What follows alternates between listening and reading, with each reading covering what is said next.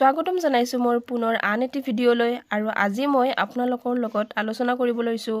D.El.Ed 4th সেমিষ্টাৰৰ school ইন্টাৰ্নশিপৰ বাবে যেটো মই পাঠ পৰিকল্পনা কৰিছো তাৰ বিষয়ে আৰু এইটো পাঠ পৰিকল্পনা মই পঞ্চম মান শ্ৰেণীৰ বাবে কৰিছো ইয়াৰ আগতেও মই পাঠ পৰিকল্পনা শেয়াৰ কৰিছো ডিএলএড 3rd সেমিষ্টাৰ স্কুল ইন্টাৰ্নশিপৰ কিন্তু হেতু পাঠ পৰিকল্পনা বেলেগ আছিল আৰু এইটো পাঠ পৰিকল্পনা বেলেগ কাৰণ হেতু পাঠ পৰিকল্পনাত এটা পাঠ এটা পৰিকল্পনাতে কৰা হৈছে আৰু কিন্তু এইবাৰ এটা পাঠ দুটা কৰা হৈছে টিচিং পইণ্ট বেছিকৈ দিয়া হৈছে যেনে এইটো ৰঙৰ ৰহস্য পাঠটোৰ নাম পঞ্চম শ্ৰেণীৰ এটা সাধাৰণ উদ্দেশ্যটো একেই থাকিব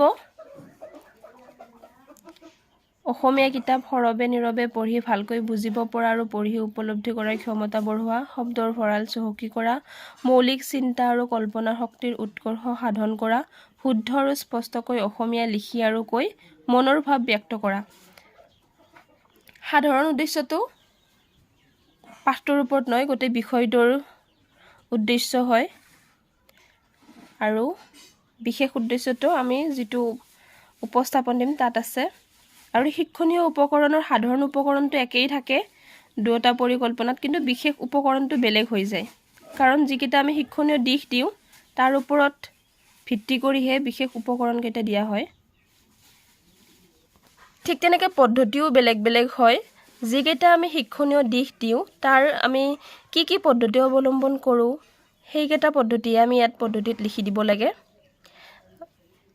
মই পিছৰ ফালে দেখাই পেলাই বুজাই কৈ আছো ইয়াতে প্ৰস্তাৱনাটো অকমান বেলেগ হয় এইটোত বেলেগ হ'ব এটো এক প্ৰথমটো হ'ল ৰঙৰ ৰহস্য পাঠৰ এইটো প্ৰথম পৰিকল্পনা দ্বিতীয়টোত অকনমান বেলেগ থাকে মই দেখাই আছো যেনে ইয়াতে কৈছো শিক্ষকে হাতত শ্ৰেণী কক্ষৰ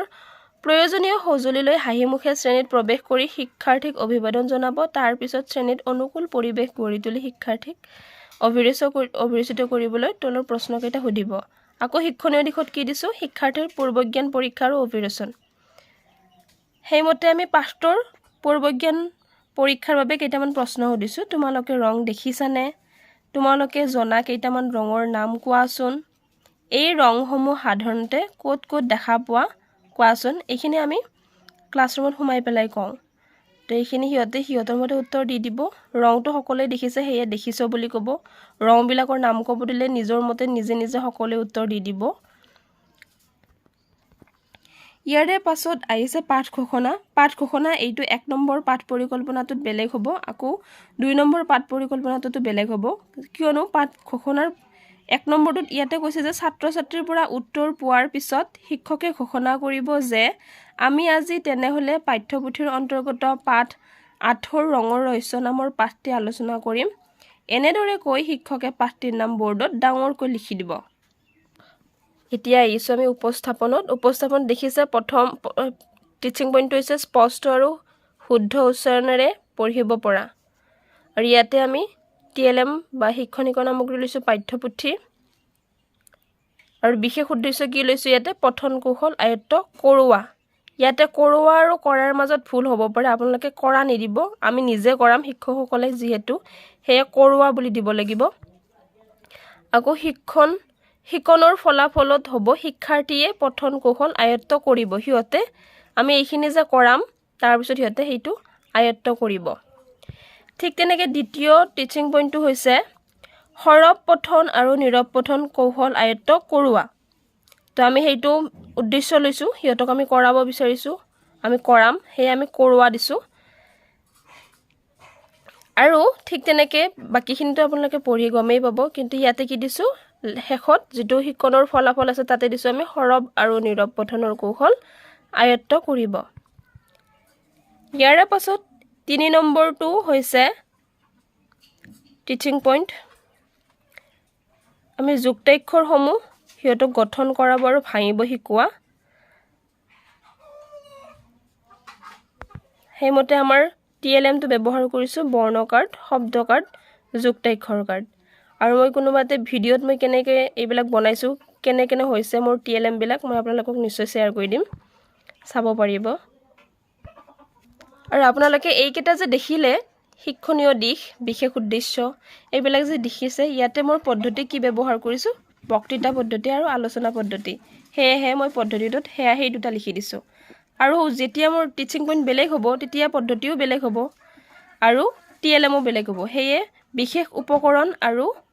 পদ্ধতিত বেলেগ বেলেগ হ'ব দুয়োটা পাঠ পৰিকল্পনাত, সেইবাবে মই কৈ দিছিলোঁ। আৰু এইখিনি যে 3 নম্বৰ যে মোৰ শিক্ষণীয় দিশটো যে আছিলে যুক্তাক্ষৰৰ, সেইটোৰ এইখিনি আধা তাতে নিমিলিলে পেজটোত, সেয়ে মই ইয়াতে লিখি দিছোঁ। এইবাৰ আহিছে উপস্থাপনৰ পিছত প্ৰস্তাৱনা গ'ল, উপস্থাপন গ'ল, ইয়াৰ পিছত সামৰণি। সামৰণিত আমি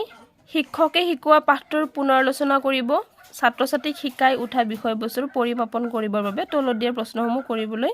দিব। আৰু এইখিনি যে মই শ্ৰেণীকাৰ্য গৃহকাৰ্য যে দিছোঁ ছাত্ৰ ছাত্ৰীক বা দিম মই, তো এইখিনি লিখি দিয়াখিনি মই সেইখিনিৰ ওপৰত ভিত্তি কৰিছোঁ। যিকেইটা মই শিক্ষণীয় দিশ দিছোঁ এইটো পাঠ পৰিকল্পনাত, তাৰ ওপৰত ভিত্তি কৰিহে মই এইখিনি শ্ৰেণীকাৰ্য আৰু গৃহকাৰ্য দিম। যেনে সিহঁতক কি কৰিছোঁ তাৰ ভিতৰৰ দুটামান প্ৰশ্ন সুধিছোঁ, আৰু গৃহকাৰ্যত সিহঁতক যুক্তাক্ষৰৰ তালিকা বনাব দিম আৰু সিহঁতক বানান বনাব দিম, মানে বানান গঠন কৰিব দিম যিকেইটা মই যুক্তাক্ষৰ দিছোঁ। আৰু শেষত কি কৰিম, যথা সময়ত শিক্ষকজনে বৰ্ডখন মচি পৰিষ্কাৰ কৰি ছাত্ৰ ছাত্ৰীক ধন্যবাদ জনাই শ্ৰেণীকক্ষ ত্যাগ কৰিব। এইখিনি লিখাটো প্ৰয়োজনীয়, নাপাহৰিব। সেয়ে আৰু ছাত্ৰ ছাত্ৰীয়ে শিক্ষকজনক নমস্কাৰ জনাব।